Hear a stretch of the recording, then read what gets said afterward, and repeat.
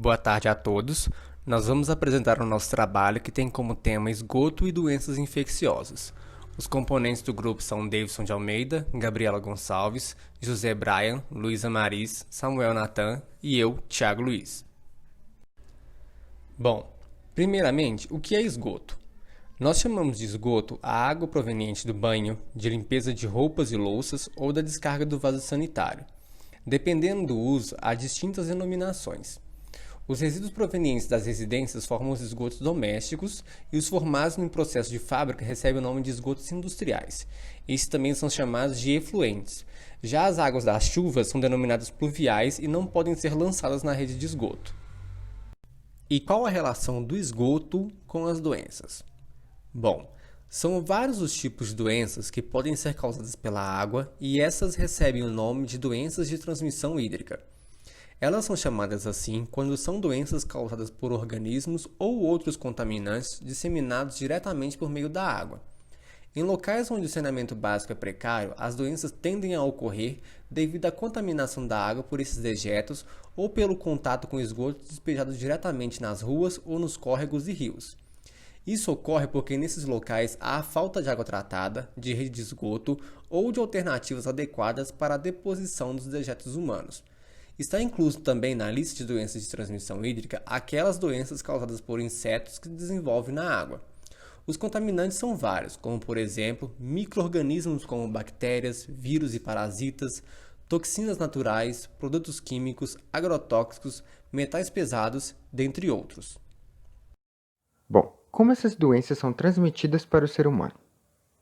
A transmissão ela pode acontecer através da ingestão de água contaminada, do contato de pele e ou mucosa com água contaminada, falta de água ou de rede de esgoto, falta de alternativas adequadas para a deposição de dejetos, práticas precárias de higiene e insetos vetores que se desenvolvem nessa água. Quanto aos sintomas das doenças relacionadas à ingestão de água contaminada. Os mais comuns são diarreia líquida, náusea, vômitos, cólicas abdominais e febre em alguns casos. A doença ela dura de um dia a uma semana, em geral 3 dias. Entre aquelas que se manifestam com diarreia aguda estão as enteroviroses, causadas mais frequentemente pelo rotavírus e noravírus, as parasitoses por Cryptosporidium e Giardia, e as causadas por bactérias como Campylobacter, E. coli, Shigella, Vibrio cholerae, causador da cólera. Bom, essas bactérias elas podem causar quadros mais graves e levar até mesmo ao óbito, principalmente em crianças, gestantes, idosos e pessoas imunocomprometidas, com danos e complicações em outros órgãos. Entre as salmonelas, a gente chama a atenção aqui é a salmonela typhi, que é a causadora da febre tifoide, que tem grande importância nesse cenário. Que ela está veiculada por água ou alimentos contaminados com esgoto e também por alimentos preparados por mãos sujas ou mal lavadas de portadores, pessoas que tiveram a infecção e permaneceram contaminadas, só que sem sintomas. Ela provoca transtornos abdominais, cólicas, diarreia e constipação, febre alta e, nos casos mais graves, várias complicações que podem também levar ao óbito. A hepatite A, que é uma outra doença muito importante nesse contexto, é causada por um vírus que pode ser veiculado pela água ou alimentos contaminados com esgoto, dejetos humanos e também por alimentos preparados por indivíduos com a doença, com ou sem sintomas, devido às mãos sujas ou mal lavadas. Ela vai afetar o fígado, causando mal-estar, prostração, náusea, vômito e icterícia, e mais raramente leva ao óbito. Bom, entre as toxinas naturais estão aquelas produzidas pelas algas cianofíceas, que liberam determinadas toxinas que podem causar diarreia, proliferando-se em águas poluídas com esgoto humano. Além disso, o despejo de resíduos químicos, agrotóxicos, metais pesados em rios e represas causam doenças, nem sempre de fácil identificação, justamente por se desenvolverem de forma lenta, além de contaminarem peixes e outros animais.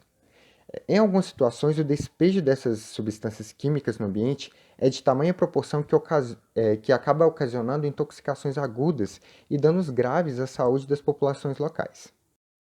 Bom, e o tratamento para as doenças relacionadas à ingestão de água contaminada? Para aquelas com manifestação diarreica, o tratamento básico é feito a partir da ingestão de sais reidratantes orais e de muito líquido, né, através de água potável, suco, etc.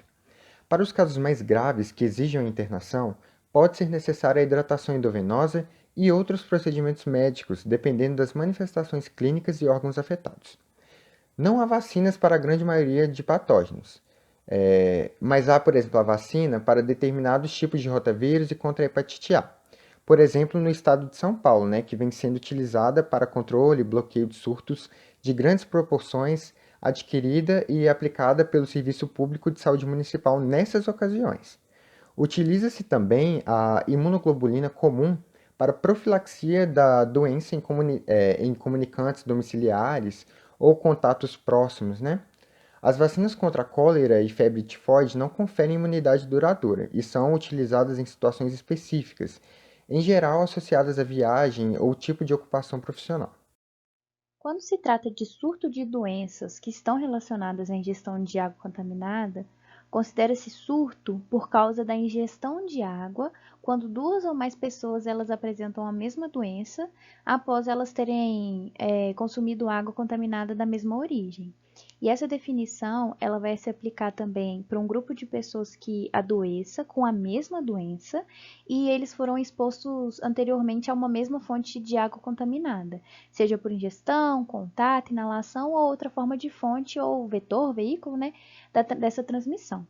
E a investigação epidemiológica, nestes casos, elas vão se tornar de extrema importância para que se possa identificar e diferenciar a causa, né, dessa transmissão e, a partir dessa constatação, ser tomadas as medidas mais eficazes para o controle e para a prevenção. Aqui nesse último slide, a gente colocou algumas dicas e cuidados para a prevenção de doenças que estão relacionadas com a água contaminada. Uma delas é ferver bem a água a ser bebida ou que vai ser utilizada no preparo de alimentos ou na limpeza de utensílios, pias e coisas do gênero, né? E quando ocorrer situação de enchente ou de outros desastres, como que afetar, né, houver danos na rede de esgoto ou no sistema de água, limpar-se muito bem a casa e, se atingir a caixa d'água, trocar totalmente a água dessa caixa d'água. Outra também é não nadar nas águas de enchentes ou de rios e córregos, ou de outras coleções hídricas, né, que são suspeitas, inclusive mar, que é despejado esgoto ou água poluída lá, pois são muitos os riscos que pode se adquirir nesse ato. E a outra, por fim, né, é evitar o despejo de esgoto a céu aberto, na rua ou em dejetos ou em córregos e rios, e sempre utilizar de privadas higiênicas e fossas sanitárias que sejam protegidas, para que não ocorra a disseminação de micro-organismos que causem essas doenças, né? Porque a principal forma de contaminação vai ser pela água. Essas são as referências que nós utilizamos para embasar o nosso trabalho. E agradecemos muito a atenção de todo mundo. Boa tarde.